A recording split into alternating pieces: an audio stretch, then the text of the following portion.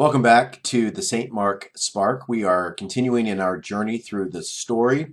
We're in chapter 6 this last week, and we're going to chapter 7 this next week. Chapter 6 is titled The Battle Begins. And this is not to say there weren't battles before or there will not be battles upcoming, but we're focused this week in Joshua. And Joshua is bloody and it's hard. And as Pastor MP talked about in her sermons this week, it's a challenge to read because of the bloodshed, because of the gore, because of the difficulty reconciling the God we read about in the New Testament, the God we read about in Jesus Christ, exhibited in Emmanuel, God with us, in what we hear, what's happening here in the conquest of the land.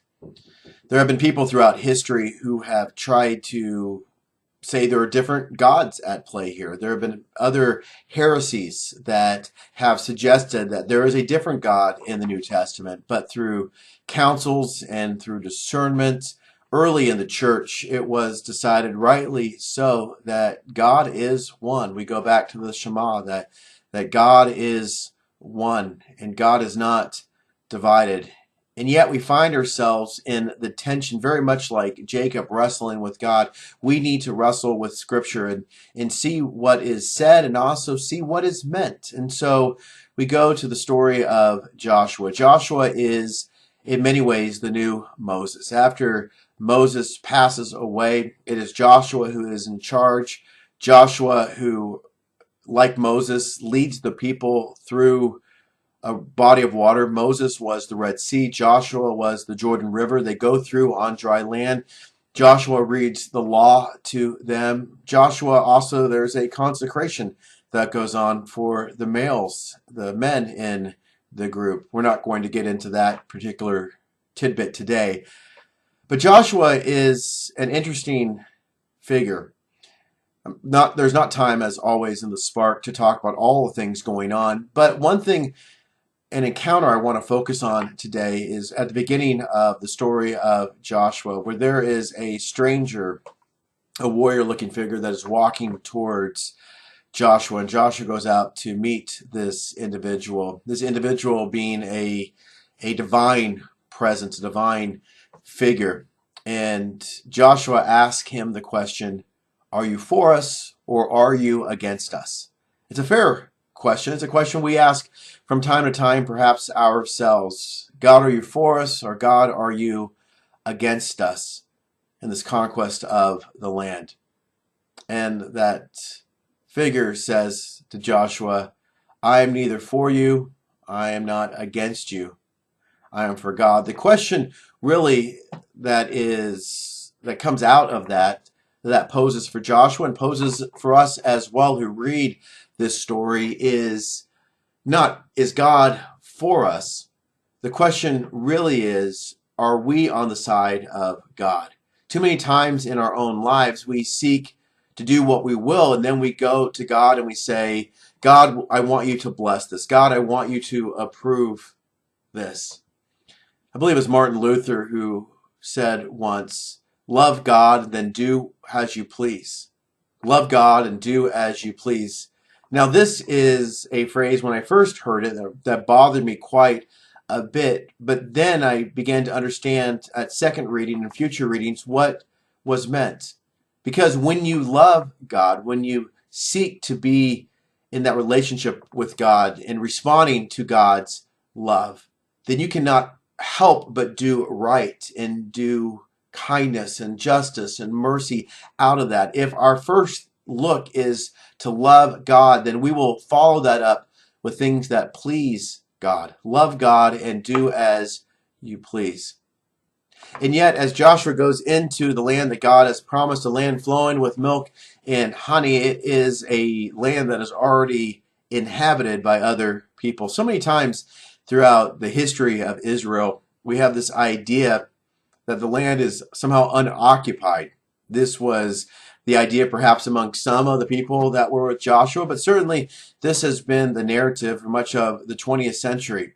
A land without people, for a people without a land. There's always been people there.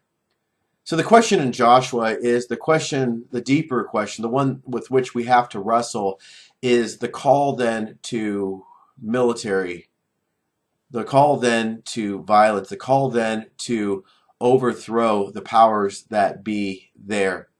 The land is filled up, and how do we reconcile destruction with God's love? How can we possibly see God's truth in this?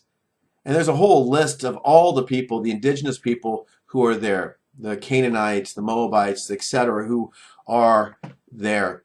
And these are people that we are told that worship the indigenous gods. And the biggest thing for the Israelites coming across the river into the promised land is that they are not to forget the God of Abraham and Isaac and Jacob, the God of history, the God who gave them the law and promised them the land. They're not to forget. And one of the things of going into the land that has been promised is to go and to live a life that exhibits God's law. And there will be a wrestling match continuing on back and forth between the people, God, and the indigenous gods of the Canaanites and others. Now, I'd like to propose that it was not the people in and of itself who were bad, it was their worship. And if we learn more about their worship, there's a lot of things to be concerned about with how they worship, about these false gods and requiring child sacrifice and how horrific that sounds. Interestingly enough, as we go back to the story of Abraham and the call to sacrifice Isaac and that God stops it, that is a story that the people are supposed to remember as they go into the promised land, that God does not require child sacrifice. Unless we think that all these people are bad, the Bible continually brings up stories of the righteous outsider.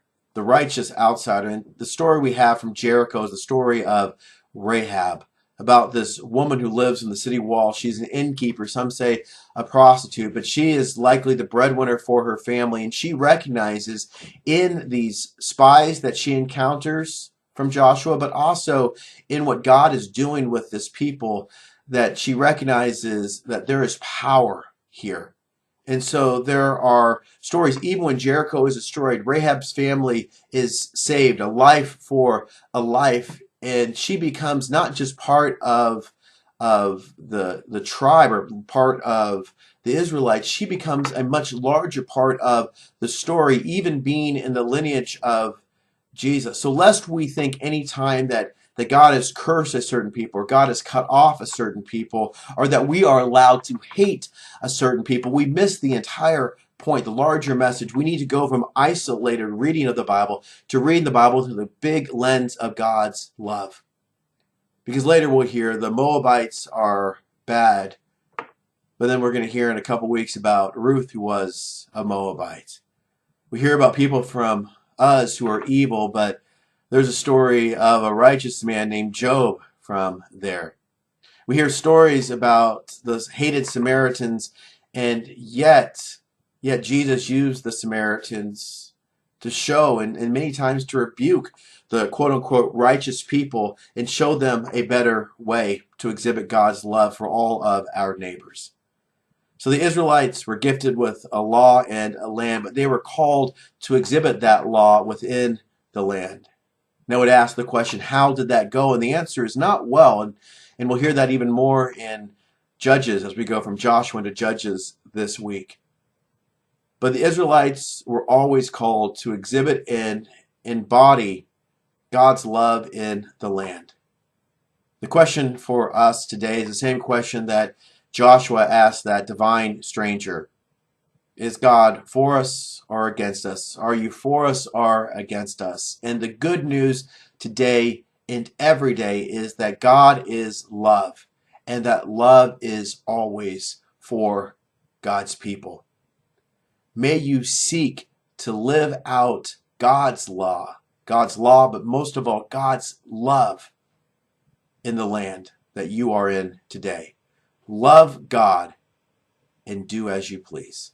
May you be blessed this day. May you be blessed this week. I hope to see you this coming Sunday for Discover Mission Sunday here at St. Mark, where we get to learn about the valuable missions of all of our many of our mission partners. It's Transfiguration Sunday, and also a week from today as we prepare to enter the Lenten season with our Ash Wednesday service next Wednesday at 7 p.m. May you